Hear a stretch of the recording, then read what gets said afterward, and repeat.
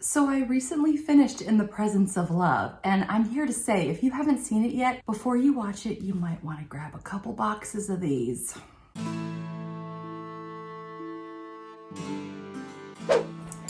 Hi guys, it's B. Welcome to my channel, and today we're talking all things The Presence of Love. Eloise Mumford does an incredible job playing Joss. She is a romantic literature professor, not to be confused with romance novels, and unfortunately she's just been handed a bit of bad news. Her paper has been turned down. She was hoping that it would help provide her some tenure at the school in which she's teaching, but unfortunately she's not really able to say anything new about one of her favorite poets, William Wordsworth. Joss is also grieving the loss of her mother, who passed away less than a year ago.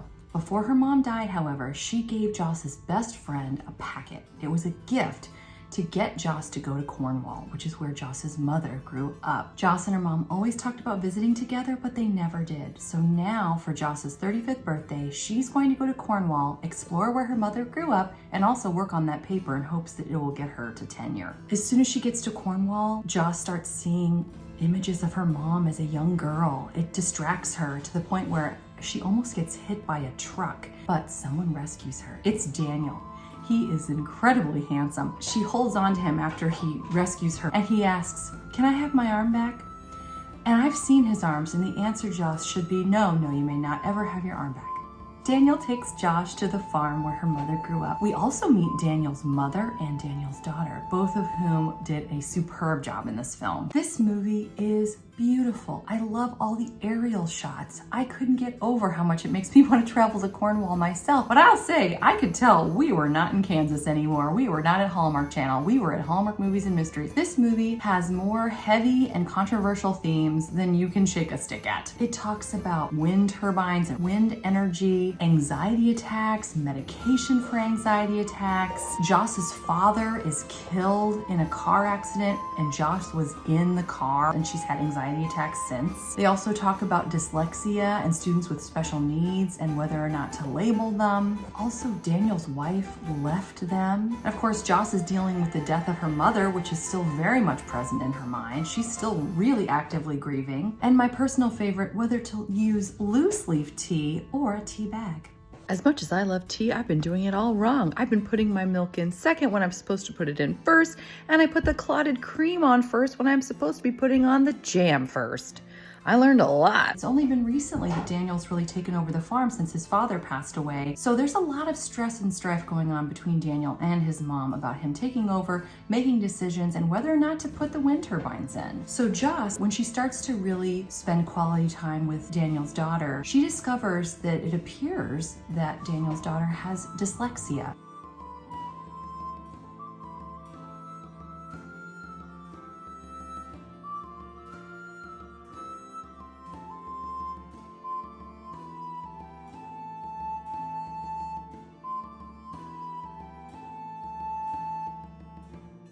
I love that Joss addresses the fact that her mother experienced reading in a different way that was also beautiful. And it's great to think that sometimes what can be considered shortcomings can actually be gifts in their own right. So throughout the movie, we see that Joss is really dealing with anxiety, a lot of anxiety attacks. I feel like this could have been done very poorly and just looked really stressful, but somehow I was riveted while I was watching Joss experience these anxiety attacks. You feel like you're right there with her and you want her to overcome. And they just seemed, it was so powerful. Eloise Mumford is fantastic. So yes, the title of this movie is The Presence of Love. And while it does deal with romantic love, the love between Joss and Daniel, that definitely takes a back seat to the love between a parent and a child, which we see with Daniel and his daughter, with Daniel and his mother, also Joss and her mom, and how that love still lingers even though her mother has passed away. You also see the love of books and reading and learning. I thought one of the most powerful scenes in the movie was when Joss is inside her mother's old home printing out papers for her paper that she's working on, and Daniel's mother comes in with a treasure box that once belonged to Joss's mother. She goes into the box and she discovers the book by Samuel Taylor Coleridge, and inside is Joss's favorite poem, In the Presence of Love, which of course is the title of this movie. I have the actual poem linked below in my description box in case you'd like to see it. What a beautiful scene when Daniel's daughter actually reads that poem to honor Joss and her mother's memory, and Daniel's grandmother holds up those cue cards. I got really teary, and I thought that was a beautiful moment. But back to the scene in which Joss and Daniel's mom are together in the house looking through the treasure box. Daniel's mom really helps Joss grieve and get out her emotions about her mother and how she's feeling and how much she misses her. And it was such an incredible, powerful moment, and I loved it. The hardest moment, though, I'm having trouble myself, was towards the end, after she realizes she is going to she's not looking for safety and security anymore through tenure. She's decided to rip up the pages of her paper because they were not inspiring to her. She wants to pursue her passion and pursue a life fully lived. So she rips up the pages and she goes out and she looks over the water where her mother used to look. And then her mom shows up next to her, and they're both wearing red coats for some reason, but they're holding hands, and the music, and I mean, it was just so powerful, and I can't even get through this without crying. It was so good. It was just so good. Hallmark Movies and Mysteries. Fast forward to the end of the movie. Joss is at the train station. She's ready to go back home, and Daniel meets her at the train station right before she gets on the train, and he encourages her to stay.